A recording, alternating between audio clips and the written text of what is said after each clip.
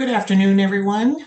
My name is Christina Kepi, and I'd like to welcome you to our second presentation of the annual speaker series for the Center for Canadian American Studies.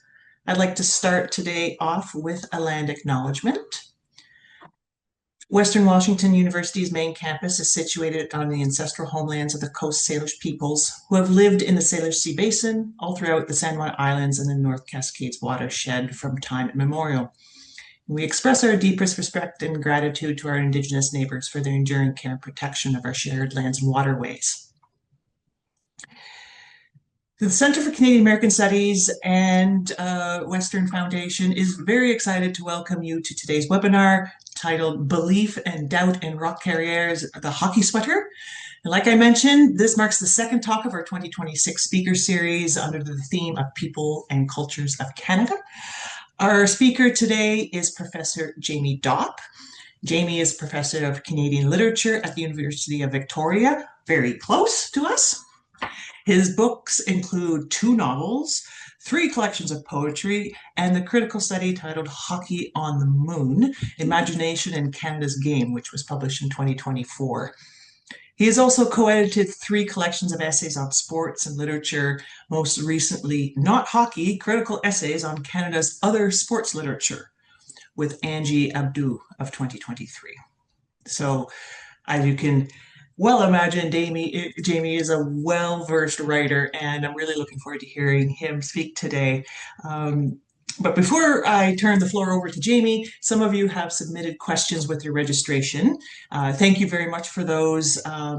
We use the Zoom and Q&A feature, which is going to be at the bottom middle of your screen. So for those of you who have questions during the presentation, you can go and drop questions there. And we'll do our best to get to all the questions as possible, or as many as we can. And afterwards, there will be a recording of the Zoom made available to you in a few days' time. For best viewability, recommend that you use the speaker part of Zoom for today. Okay, so without further ado, I'm going to pass it over to Professor Jamie Dopp. Thank you so much. Welcome, Jamie. Thank you, Christina, and thank you, Janine, and everyone else at the Center for Canadian American Studies. Is the share function? Oh, there we go. Okay. All right. Yes, and thank you everyone who has zoomed in. As you can see by my background, I'm coming to you from my office at the University of Victoria, up here in Victoria, BC. The University of Victoria stands on the traditional territory of the Lekwungen peoples, of the Coast Salish as well. That is the Wasanich, Esquimalt, and Songhees First Nations, and I'd like to begin by acknowledging them with gratitude and respect. What I'd like to do today, I'm going to make sure that this is, there we go. What I would like to do today is build on an argument I made in my recent book, Hockey on the Moon, about one of the most influential texts for defining Canadian identity over the past half century, Roch Carrier's autobiographical short story, The Hockey Sweater. The Hockey Sweater is typically encountered in this form as an illustrated children's book, or in this form, since it was originally published in French. The story is about how Carrier, as a boy, idolized the great Maurice Rocket Richard of the Montreal Canadiens, and how he, like all his friends, wore Richard's famous number 9 sweater. Young Roch's sweater gets too small, so his mother orders a new one for him from the Eaton store in Montreal.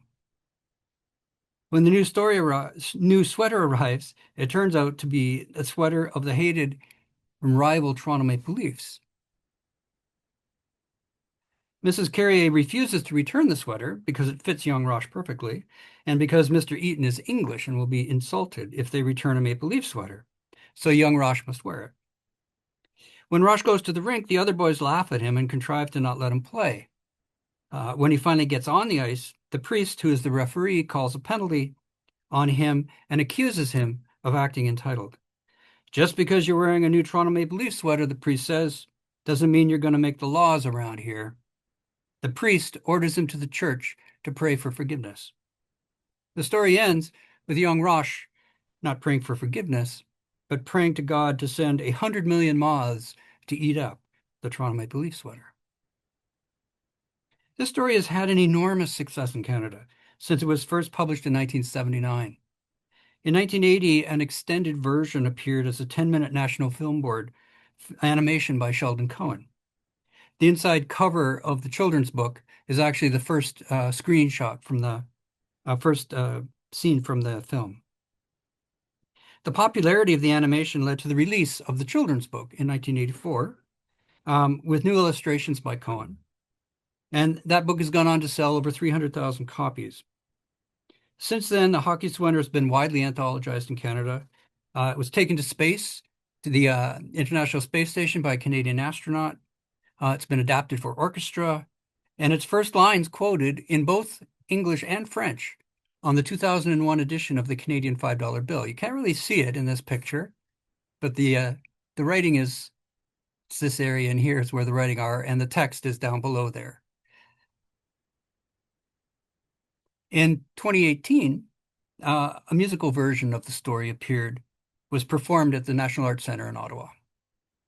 There are a number of possible reasons for the popularity of the hockey sweater. The story works well as a children's story. It's funny, and Carrier was already a popular writer by the time of its appearance. Much of the popularity, though, stems from the portrait of hockey.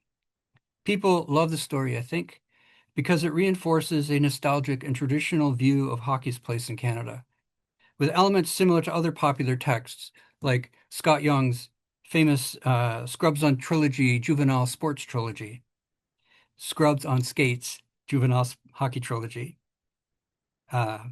Scott Young being the father of Neil Young, the singer, and Stompin' Tom Connor's The Hockey Song. The hockey myth is here in full force. This is in Carrier, full force. You have the northern climate, the small town, the corner rink, and boys who combine fantasies of success in life with dreams of becoming an NHL star.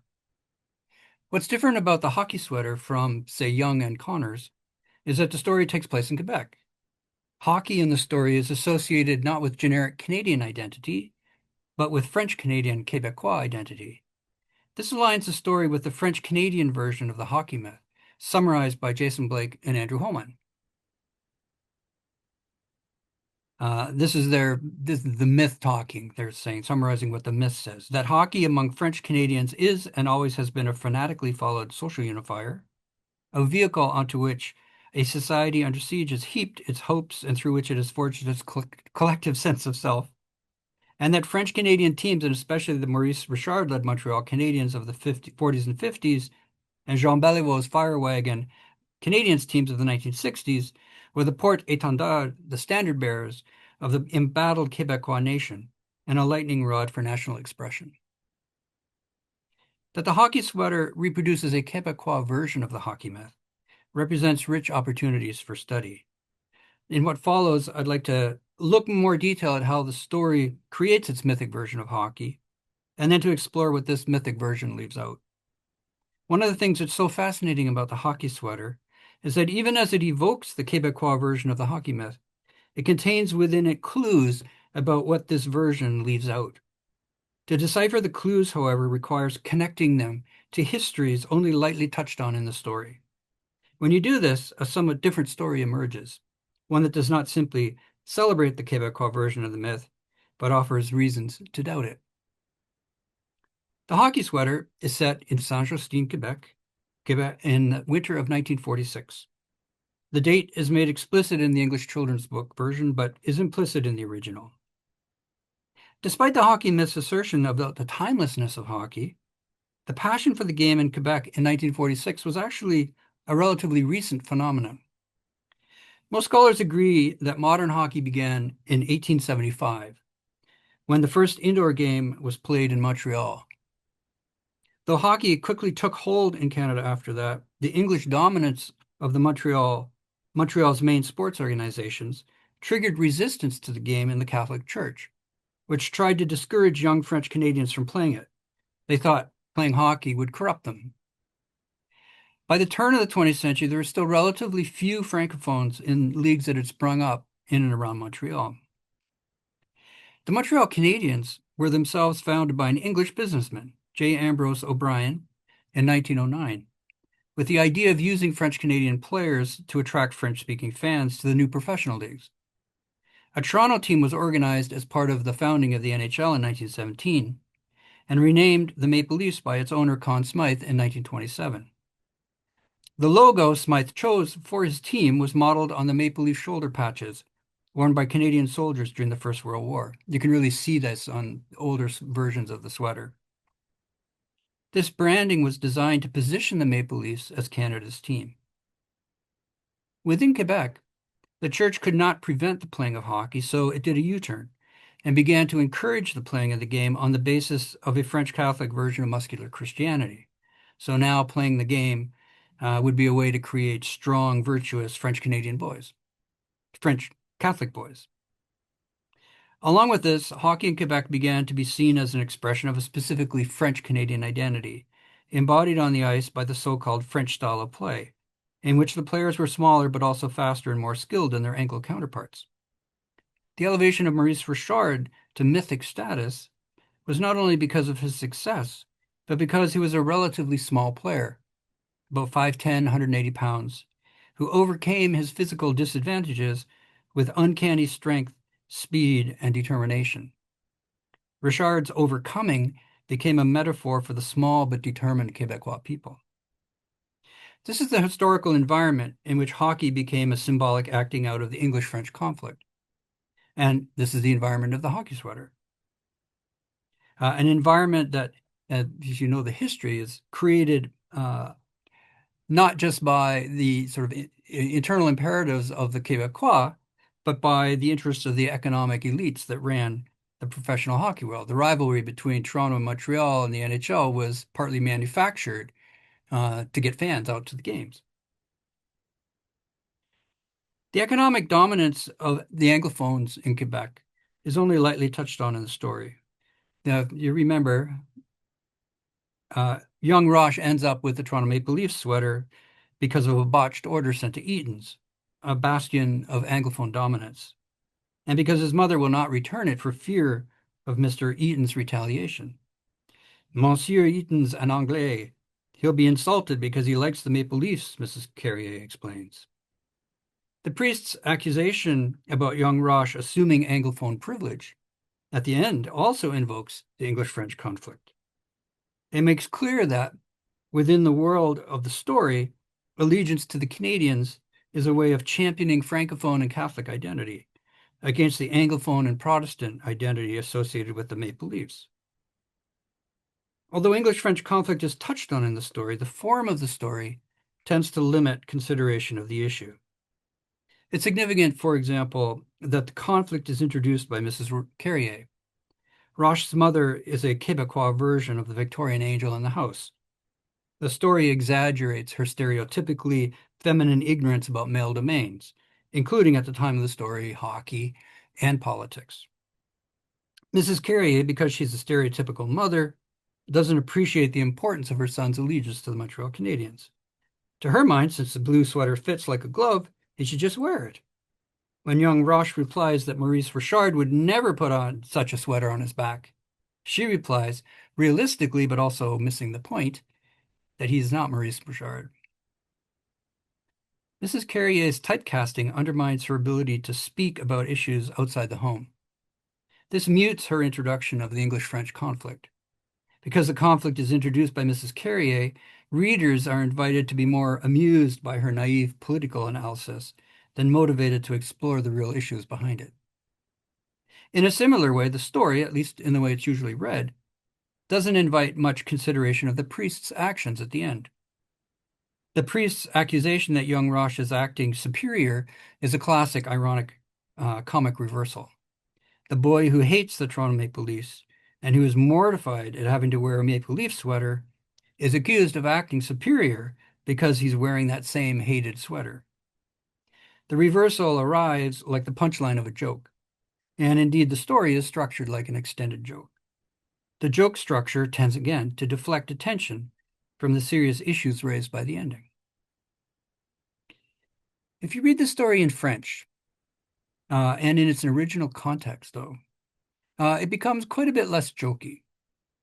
So let me walk you through how this happens. Let me start with the title. So, Le Chandail de Hockey was not actually the original title of the story.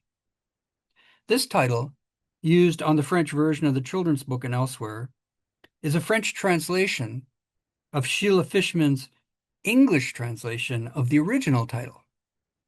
So the original story title was Une abominable feuille d'érable sur la glace, literally, the abominable maple leaf on the ice. Fishman's translation has a universal, almost mythic quality to it, the hockey sweater, that no doubt contributed to the popularity of the story, especially in English Canada. Lost in translation, though, is the historical context implied by this title. Fishman also changed the title of the collection in which the story came. Her title is The Hockey Sweater and Other Stories, even though the original collection was titled Les Enfants du Bonhomme dans la Lune, The Children of the Man in the Moon. The effect of this change is to exaggerate the importance of the hockey sweater within the collection and to lose more historical context. The English edition of again, I'll go back to it there, the English edition also has a photograph of an old Toronto Maple Leaf sweater on the cover, and there's the shoulder patch. That's like the Canadian soldier patch. Without the original title, most English readers, I suspect, would pick up this edition of the book with no idea that the sweater on the cover is supposed to be abominable. Talk about downplaying English-French conflict. Lost in Fishman's English book title is the imaginative framework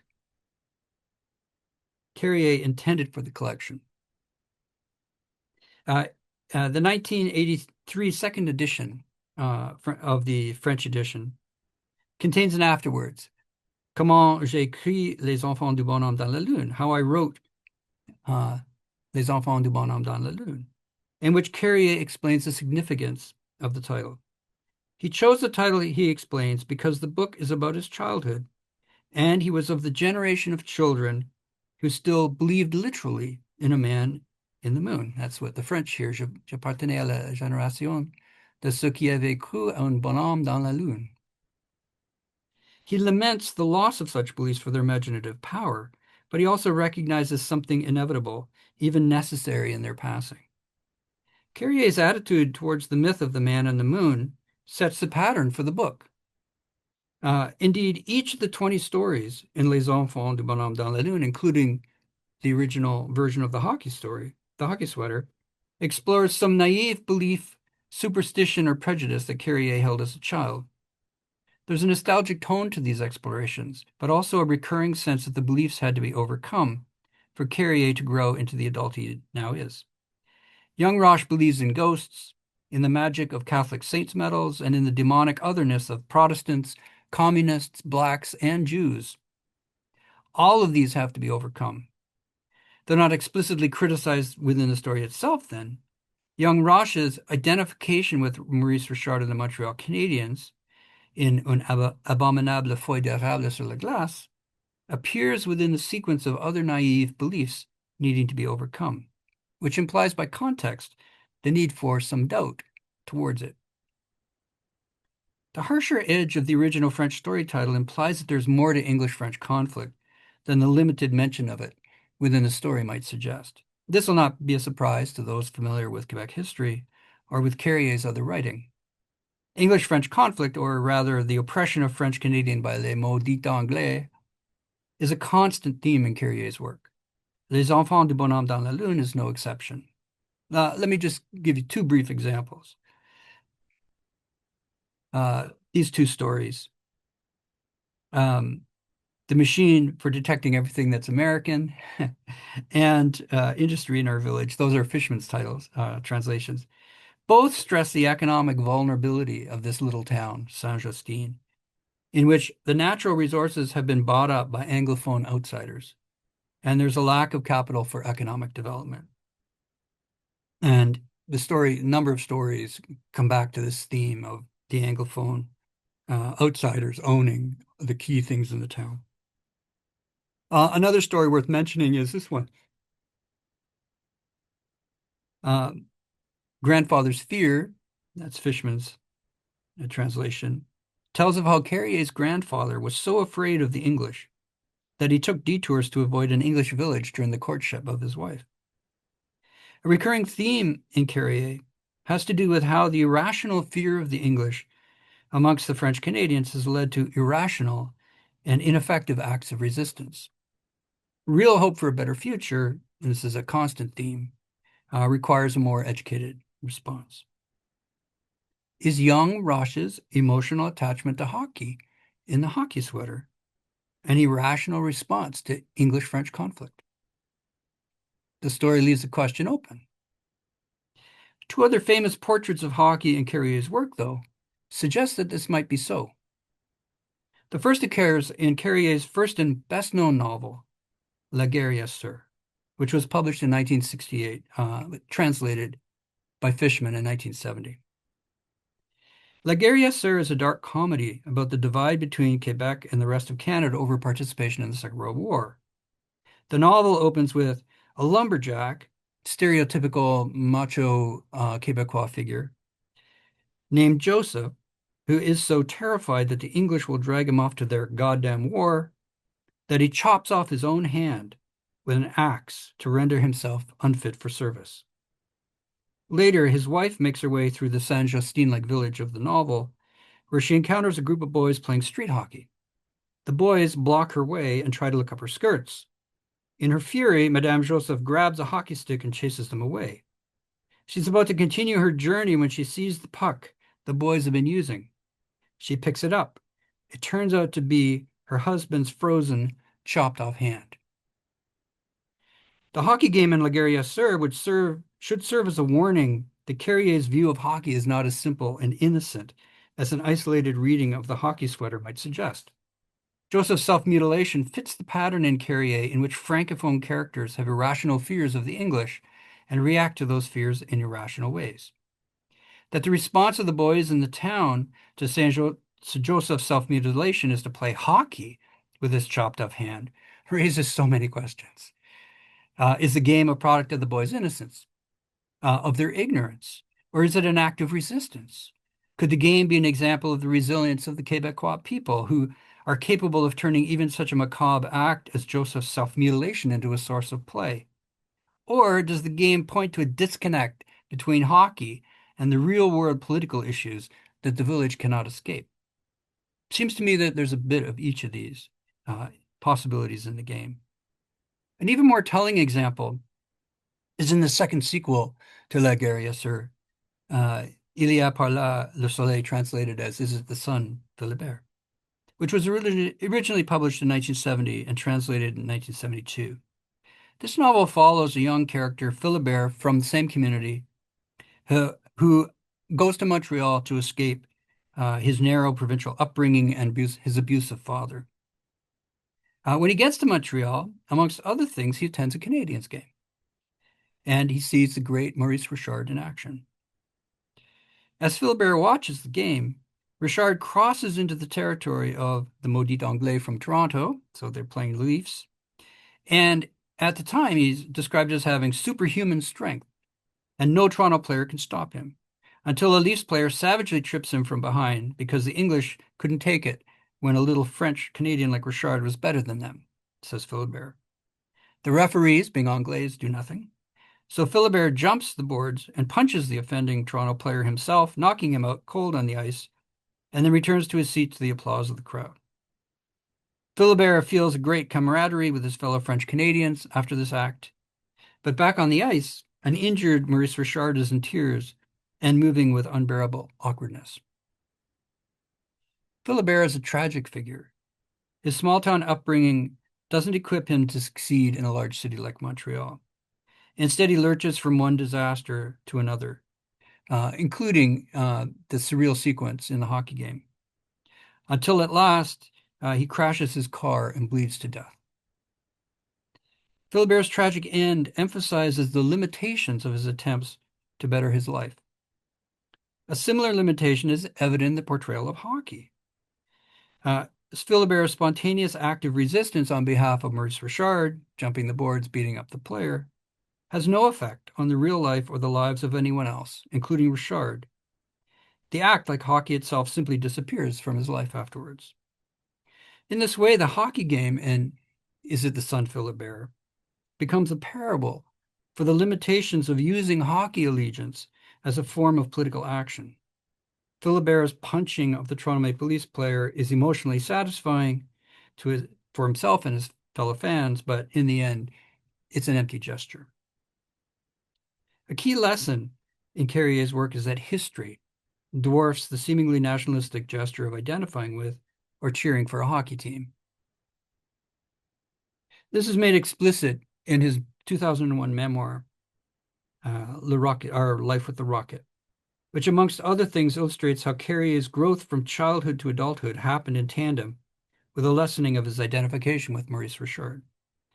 After the so-called Richard riots in 1955, for example, Carrier portrays himself as less interested in local news than the French novels that are on the list of books banned by the church. When he and his compatriots graduate from boarding school, he writes, "We're men. There's not one of us who still believes he's Maurice Richard." A particularly troubling aspect of the hockey sweater has to do with the role of the priest. I want to return to that. Think again about how the priest appears in this story. Why is the priest refereeing a pickup hockey game between children? Why does he not intervene to protect young Roch from the bullying of the other boys? When young Roch tries to get into the game, why is he so mean to him? And maybe most disturbing of all, how does he get away with this kind of behavior? Like the portrait of the English-French conflict, the implications of the priest's role tend to be downplayed within the story itself, or when the story is read in isolation. Remember the jokey structure I talked about. Read in the context of L'Enfant du Bonhomme dans la Lune, however, the story takes on quite a different character. Almost every story in the collection has some reference to the Catholic Church, and the story makes clear that the church dominated every aspect of small-town life in Saint-Justine during Carrier's childhood. More tellingly, the church was a source of some of the worst beliefs that Carrier needed to be overcome. Probably the most sinister beliefs from the church are not supernatural, but political. Never far below the surface of the collection is the alliance between Maurice Duplessis, the Premier of Quebec, and the Catholic Church. Duplessis was the Premier elected in 1936 and, except for one term, remained Premier until 1959. This era was later labeled La Grande Noirceur, the Great Darkness, because of the social conservatism, repression, and corruption that defined the Duplessis government. Duplessis was a strict Catholic and supported Catholic education and social services in the province, and in return the church offered its support for him. Like the church, Duplessis held himself up as a protector of the traditional way of life of the French Canadians, which meant French Canadians should remain farmers, working the land, and having lots of children, what the church called la revanche des berceaux, the revenge of the cradles. Charles Ferrand, in his 2011 biography of Maurice Richard, sums up the era like this: fiercely anti-communist and sympathetic to fascism, the premier envisioned a French Canadian for les habitants, knowing their place and happy with it. The effect on young Roch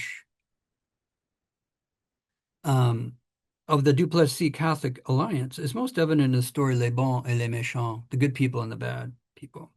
In this story, Carrier, who's now 12, idolizes Duplessis as the protector of the French-Canadian people, in a similar way to how he idolized Richard. This leads him to adopt anti-communist views promoted by the church and the premier, and then also leads him through church writings to anti-Semitism. Because there are no communists in Saint-Justine for young Roch to vanquish, he and his friend go looking for a Jew. They find one in a Jewish tailor in town. The story ends with Carrier and his friend going into the tailor shop to contemplate the enemy. That's a quote from the story. They buy and return a jacket as an act of resistance. The ridiculousness of this act works by comic inversion to expose one of the most sinister beliefs from the church that Carrier had to overcome. And needless to say, this story was not picked to become a children's book. Skepticism about the Catholic Church's use of hockey, as well as the alliance between Duplessis and the Church, is hinted at in Les Enfants du Bonhomme dans la Lune, but is made explicit in Our Life with the Rocket. A key chapter in Our Life with the Rocket describes the asbestos mine strike in 1949. This strike, often cited as a key inspiration for what's called the Quiet Revolution in Quebec, beginning in 1960, takes place at the same time as the events of Les Bons et les Méchants. And the details echoed in the memoir suggest this was probably the origin of the anti-communist ideas that he got. As reported in Our Life with the Rocket, when the news of the strike arrived at the boarding school Carrier was attending at the time, the priest explained to the class that the strike was, quote, inspired by communist agitators in the pay of Moscow, who are sabotaging the religion of the French Canadians. But fortunately, Duplessis will protect us. A key insight Carrier has at this point is that all parties to the strike, the workers, Duplessis, and the priests of the church who controlled Carrier's education and supported Duplessis, were all Montreal Canadiens fans. Hockey, he learns, is not the social unifier it might at first glance appear to be, but rather a passionate recreation that can be mobilized for various ends by various social factions. When read in context, then, the priest's involvement in the game in the hockey sweater becomes an episode in a larger narrative about the dominance of the Catholic Church in Quebec when Carrier was a child. This narrative reveals that the Church's concern for French culture was also, and perhaps mainly, about maintaining its own power. So too the Church's involvement in hockey.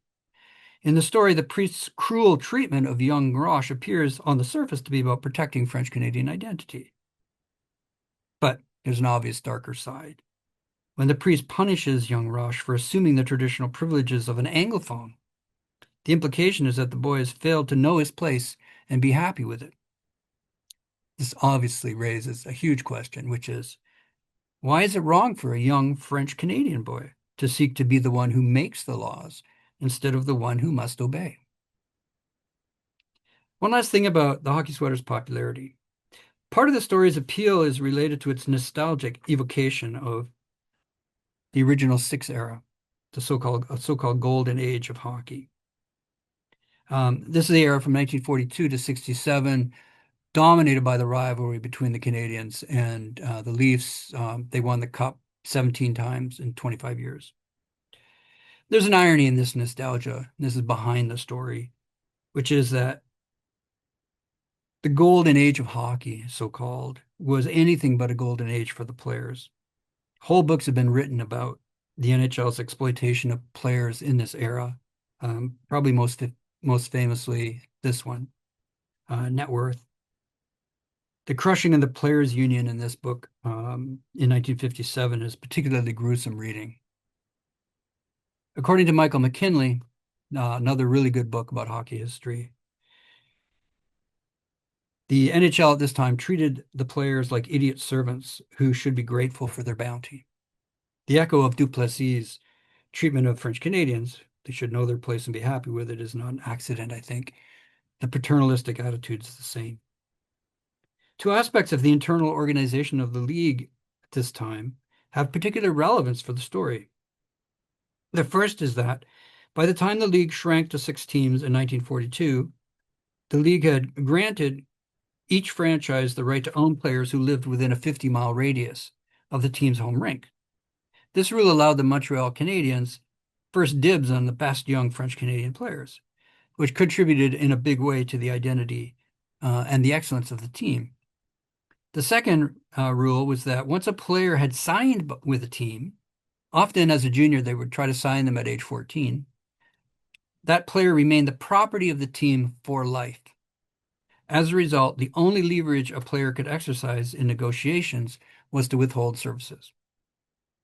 These aspects of the NHL organization reveal a painful irony. The mythic status of Maurice Richard and the Montreal Canadiens as the standard bearers of the embattled Quebec nation, was a product in part of structures that severely limited the rights and opportunities of the players. Despite the nationalistic aspirations projected onto the team, the Canadiens were also a business that exploited its players to profit the owners. And Rocket Richard, despite the aura of invincibility projected upon him by people like 10-year-old Roch Carrier, was a worker with almost no workers' rights, who was paid much less than his work was worth. By the time he published The Hockey Sweater, Roch Carrier knew the full arc of Rocket Richard's career. He'd also lived through the transformation of Quebec after the election of Jean Lesage in 1960, the reduction of the influence of the church, and the steps taken by his compatriots to become maîtres chez nous, masters in our own house. He witnessed the election of the Parti Québécois in 1976. None of this knowledge, though, intrudes on the story. This is not a criticism of the story. Excluding this knowledge is how the story creates its nostalgic and very popular portrait of hockey. But in Our Life with a Rocket, Carrier shows himself to be very self-aware about the active imagination involved in creating a story like The Hockey Sweater. There's a telling passage in the book in which he admits that despite what he believed about the invincibility of Rocket Richard when he was a boy, and the Canadiens when he was a boy, the dominant team of his childhood was actually objectively the Toronto Maple Leafs.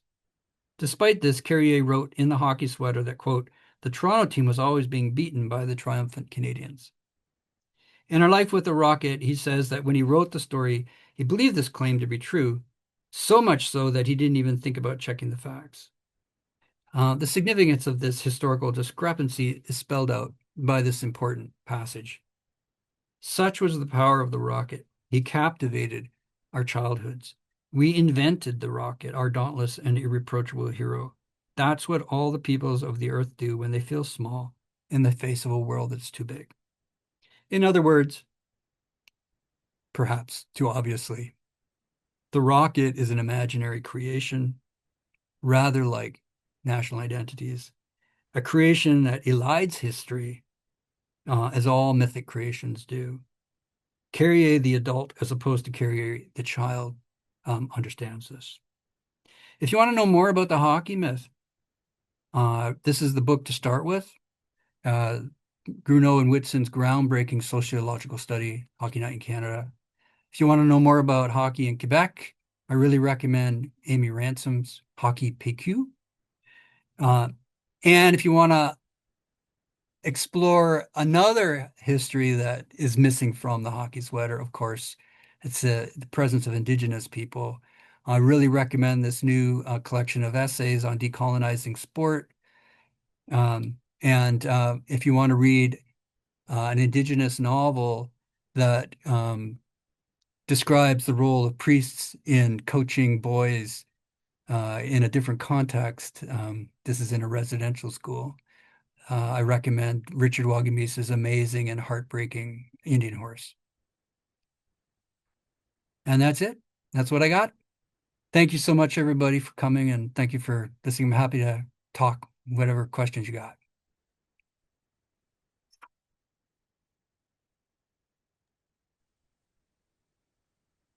Jamie, thank you so much. I absolutely loved it. And those recommendations that you provided at the end, I think are very, very helpful for many of us who have questions and just want to know more. You've raised so many issues, and it's like out of personal curiosity now that I will probably go and pick up some of those references. Um, and you made a really nice connection there at the end. You mentioned national identity, and that sort of like transitions into one of the questions that came in over the Q&A. And I'm just going to read it as is. Sure. I'm curious of the cultural importance of the Habs sweater in the Quebec context when the book was made and written, and the opportunities it represented. Has this relationship changed with the renewal of Canadian identity at large versus an identity defined as within historically? Could you read that again? Yes, in its entirety. I'm curious of the cultural importance of the sweater in the Quebec context when the book was written and the opportunities it represented. Has this relationship changed with the renewal of Canadian identity at large versus an identity defined as within, historically Okay. speaking? Okay. Yeah, I mean, the meaning of the Canadian sweater changed dramatically with the election of the Parti Québécois in 1976. Um, and there's a wonderful book called there's a play called Les Canadiens by Rick Salutin that describes the night at the gardens at the Forum when the Parti Québécois won, and how these supposedly rabid Canadians fans, all dressed in the sweaters, were ignoring the game, and they were watching the scoreboard for the election results. And in that play, and subsequent scholarship about this, it was like the meaning of the sweater as a standard bearer for nationalism kind of fell away at that point. And it was obvious that it was a kind of displacement of the political energies that the Quebecois people wanted, couldn't express through their politics. And when they had a venue for that, the meaning of the sweater changed dramatically. Um, as far as, yeah, like how the Canadian identity has evolved a lot, of course, in the last 50 years. A great deal more sense of diversity in the country. And I think allegiances to sports teams have also, I mean, they're still fanatics. They're still really, yeah, but I think there's a much greater sense of complexity in the sorts of identities that people project onto sport. Just a really good example, really important early event in Canadian hockey was the Summit Series in 1972 against Russia. This was a special exhibition. The Canadians were supposed to just crush the Russians, and they didn't. And it was like this big national tragedy in the making. And then at the last minute, Paul Henderson scored. Well, the animus towards the Russian players, they're just hockey players. Today, some of the favorite players of Canadians would be Russian. They would be, because the NHL has become so international, and these teams like the Montreal Canadiens, many of the great players on the Montreal Canadiens in recent generations have not been Canadian. And so it really changes the meaning of wearing the sweater. Like you're cheering for a team, but now it's not kind of found funneled into those particular more narrow identities. You're muted, Christina. Thank you. It always happens once a webinar, right? There we go. Could you remind us again of the name of the book that you mentioned right before Amy Ransom's Hockey PQ was on your side? Yes, it's called Hockey Night in Canada, and it's Richard Gruneau, Gruneau, and David Whitson, Whitson. So Hockey Night in Canada, it's a play, of course, on the broadcast. Yeah, it's not a literary book. They don't do literary analysis. It's a book of sociology and history. So it's a really fascinating look at the cultural significance of the game through the decades of the country until that point. Um, Someone else just wanted to, they put in a couple of comments, wanted to say thank you so much for a very insightful presentation. I'm sorry if there's noise, it's my little kitten who is going crazy behind me right now. Nice. Oh man.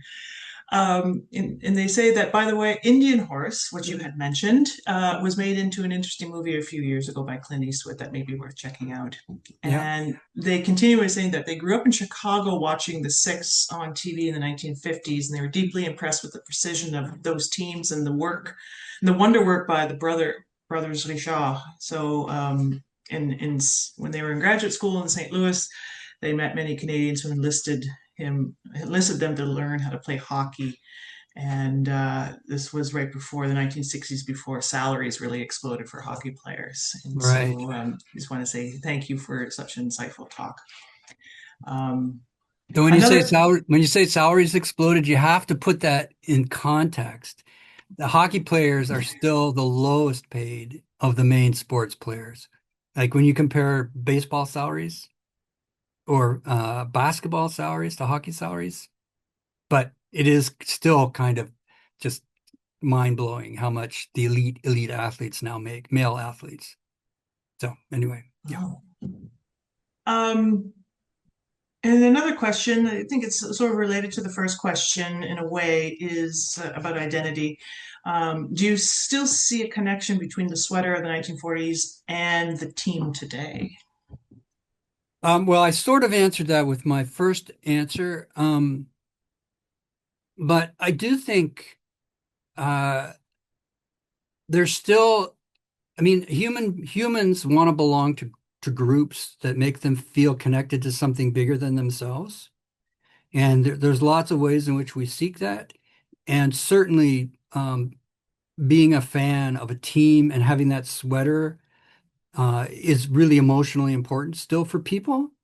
And I mean, the allegiances in Quebec are still very strong. I mean, there's sad research that shows that when the Canadians lose badly in Quebec, the suicide rate amongst young males goes up. So it implies that that's how fanatical their attachments are. And that, I mean, that's kind of, I think it's really sad, but people want to have that sense of group connection. And so, yeah, so the sweaters can still be, they can still have a strong emotional connection. Especially in, I mean, I remember this as a young fan, when I was a teenager, again, everything is extreme, right?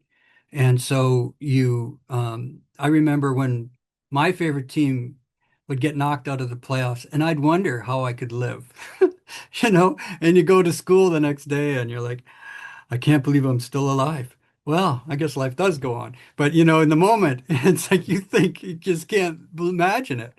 So, I mean, that's the funny version of it, but there is a sadder version too. So, yeah. Wonderful.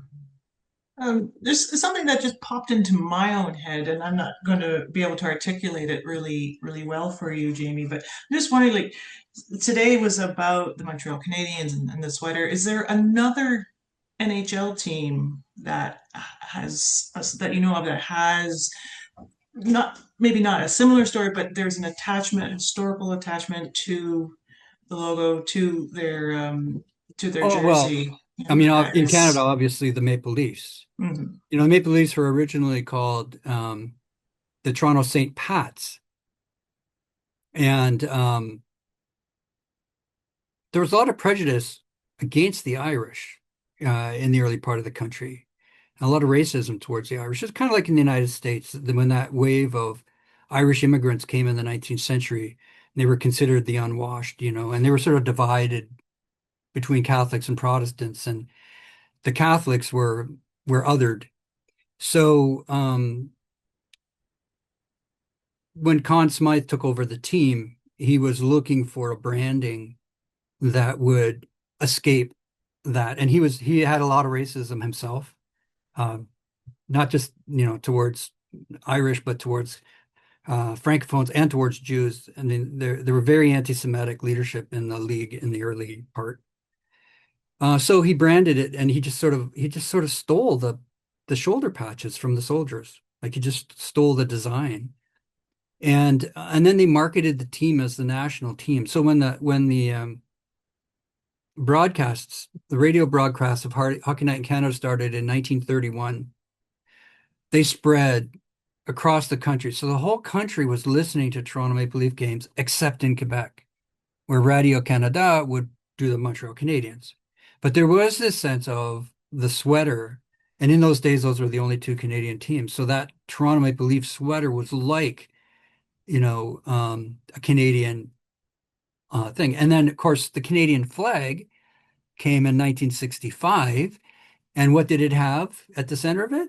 It had that stylized maple leaf, but it was in red and white because the liberals were in power and their colors are red and white. That was the thing. So we didn't get the blue, which would have been conservative. But anyway, yeah. So there's a similar story with the Maple Leafs for sure. And Yeah, I mean, and there's a long storied history with them. Lots of weirdness with the Leafs. Well, do you want to hear my favorite weirdnesses? One of their owners, Harold Ballard was the owner at the time the Hockey Sweater was published. And he lived in the top of the arena in a suite he had specially built. He was like the Phantom of the Opera, living up there in the arena. And then during the games, he would come down and he would sit in this special owner's box. Uh, and he was the beginning of the real sort of egocentric hands-on owner in sport. So he really meddled in the team. And then he had fights with players. And so he traded away some of their best players for nothing. And this is like the beginning of the sad story of the Leafs, that they won this miraculous Stanley Cup in 1967, and they haven't won since. And on my own hockey team, you know, those of us who are not Leaf fans, we hope the Leafs will never win because it's got such comic potential to razz all the other players who still cheer for this team that hasn't won in, what is that? Almost 60 years. So yeah, so the Leafs have their own crazy storied history. Like that story very much. The Yeah, the Phantom of Phantom the of the Opera. Opera. Yeah. Oh man. I You like you can that. look him up. I will. He was just kind of a crazy guy. Those are actually the questions that have come in to us. But I will, one, before I say a couple words of thanks, I want to just make a little transition of to our next speaker, which is going to be in 2 weeks' time on March 11th. We're going to stay in Quebec. It's going to be on Quebec rap in the media, Nice. representation of Quebec rap in the media. And so it's going to be Claire Fouchereau who's going to be speaking. So for those of you among us today who are all about Quebec, you might want to come back in a couple of weeks' time as we continue our annual speaker series. So with that, Dr. Jamie Dopp, thank you so much on behalf of the Center for Canadian American Studies and the Foundation for Western and Alumni. It's been wonderful having you speak to us today, and we've really, like some of the comments I said, been very insightful talk, and we look forward to diving into some of those recommended books. Thanks. Um, so like I mentioned, our next webinar in the speaker series is going to be March 11th. And a recording of today's webinar will be made available to everyone in a couple of days. So check your email. Don't let it go to junk. You're going to want to watch this one again. Um, so again, thank you so very much, and I wish everyone a wonderful day and end of the day, I should say, here, 5 o'clock. Okay, thank you Awesome. so much. Yeah. Bye-bye. Thank you. Okay.